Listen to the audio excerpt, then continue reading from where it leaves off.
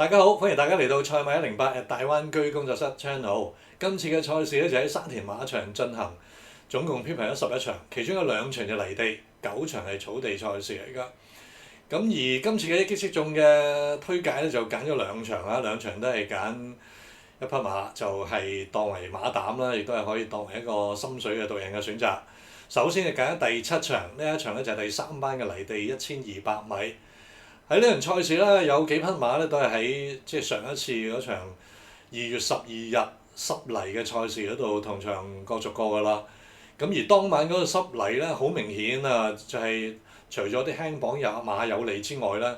一路走一啲中外碟場地嗰啲馬，亦都係相對有利。咁而呢場賽事咧，上次贏馬嗰隻得心之餘咧都有跑。咁而同場啊，即係嗰晚同佢同場跑咧，亦都有匹自跑得啊！今場咧亦都有一份有齊一齊跑啊！咁而自跑得咧，上一場輸俾呢一匹即係得心之餘咧，係1個馬位到啊！表面睇咧就好似唔夠佢跑，咁但係咧，如果係睇翻嗰條片咧，嗰匹自跑得咧就係去到200米內，佢就要轉翻去近內欄嗰邊追，咁變咗咧走起上嚟咧，多少都係面對個逆偏差。咁而嗰隻得心之餘咧，就反而喺外面咧冚上嚟啦，就越走越爽。我自己咧就調高翻嗰匹自跑得嗰個嘅上名水準嘅。咁同埋今次你始終得心之餘都加咗磅啦。咁同埋你跑翻正常嚟喎。咁因為自跑得其實正常嚟佢都要贏過㗎嘛，所以一來一回嘅數去計咧，我覺得呢匹自跑得咧都有權反先翻呢一匹得心之餘。加埋自跑得呢一匹自購馬咧，佢自從喺10月份嗰場賽事，佢就除咗佢之前個眼罩就加大咗個交叉鼻箍，果然咧嗰個表現咧就係越跑越好嘅，即係喺4班贏咗馬之餘咧，上嚟3班跑咗幾場都場場接近㗎，即係包括埋嗰場谷草咧，佢都係輸唔夠一個馬位跑到直第4嚇，咁所以我覺得呢匹自跑得個表現係已經穩定咗落嚟㗎啦，呢匹自購馬。馬房亦都值得信賴啦嚇，呢個廖康銘加埋配霍宏星呢對騎練，即係今季都大放異彩㗎啦。咁所以今次呢一匹自跑得仍然係可以做到座位馬贏㗎。咁而另一匹心水咧就揀咗第8場，呢一場就草地賽第1班嘅1200米。呢場賽事熱門相信離不開嗰啲賢者無敵啊、幸運有利同埋魔術控制呢3匹馬。咁而呢3匹馬都係要即係孭住啲130幾個副磅相對重啲。咁我自己咧就揀一匹輕磅馬咧，希望咧去同呢啲馬去挑戰下，就揀嗰匹7號嘅飛鷹翱翔。呢匹飛鷹翱翔今次孭122磅嘅啫。咁而飛鷹翱翔咧表面咧佢以往係1400好過1200啊，1200咧歷來都係上過1次名嘅啫，跑第3。但係我覺得呢一匹飛鷹翱翔季內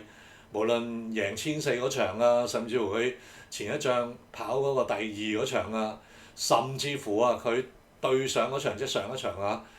即使唔上名，咁但係咧咁快步速，加埋咧同場有舊女早段係咁燒住佢，而且係黃寶嚟跑，咁翻到嚟匹馬都唔係好斷嘅啫，咁佢都係輸2個馬位鬆啲。以咁樣嘅水準，仲有同場咧你用埋嗰啲什麼勁進輝煌啊〜健康愉快嗰啲咧，作為一個指標，因為呢對馬上個禮拜咪贏馬包 Q 咯，即係嗰隻勁進輝煌贏馬，健康愉快跑第2，所以我覺得飛鷹翱翔上場佢即使唔上名，其實都顯示到呢匹馬嘅態況其實都好穩定。加埋仲有一樣嘢，今次咧佢亦都係唞夠嚟跑喎，唞咗成1個月有多。呢匹馬經常咧都係休息完咧復出嗰場。都係特別好，雖然你話今次要肅情，咁但係望埋去早段較為快啲嘅，喺佢內側嗰啲係不外乎嗰啲合夥奔馳啊、狀元及第嗰啲馬，咁但係合夥奔馳咧就近排咧密跑嘅，都擔心體力嗰個問題。咁而狀元及第咧，亦都係冇乜 form 喎，即係講今季，加埋呢匹馬跑田咗1200，都唔係佢嘅強項嚟，咁所以。預計啊，我諗住呢一匹飛鷹翱翔應該可以入關之前咧，就能夠貼到條欄咧，自己領放。咁翻到嚟咧，用佢嗰種1400嘅級數咧，喺呢度係絕對有得爭 win 嘅嚇。咁所以咧，今次係提供呢2匹馬嘅，睇下我嘅心水提供啦。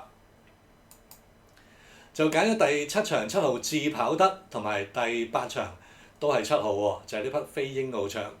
Lucky Seven 啊！咁而亦都提提大家啦，大家如果覺得呢個 channel 唔錯嘅話咧，就係除咗撳個訂閱掣咧，亦都歡迎大家咧 share 俾朋友啦，更加歡迎咧大家俾個讚俾個 like 啊！另外咧就可以喺評論區嗰度咧留言，咁我有時間咧亦都回覆大家嘅查問嘅。咁好啦，節目嚟到呢度，多謝大家收睇，下次再見啦，拜拜。